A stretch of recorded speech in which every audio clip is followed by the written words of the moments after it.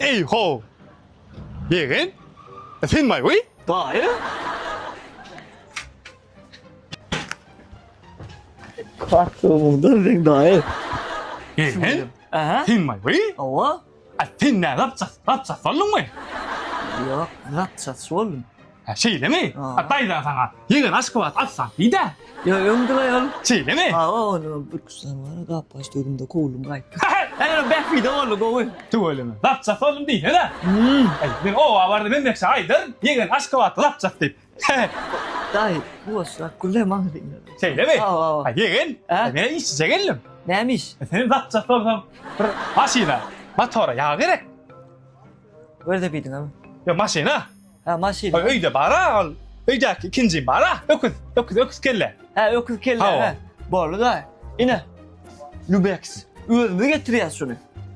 Boğumcu. Oy Türk'ün köyü. Hem tamam. amatlı. Sokayma ona daim. Dırnım. Arkayın oldu lan. Soktum o çağa dur tayo yerini almış ya mi? Ol ya o da ne yaptın? Şu atları atlar. Alma ne? Başka? Ne demişi? Antifriz. Bunu mu alacak yegen? Buna mı alacak? Ha? Bol ya bor mu? Ne mereli? Başka? Ne mi anam berda? Ol. Para.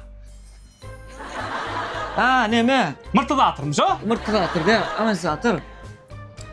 Yine dayı. Bu Turecki Lübeck yağın. Japonska tüvinin.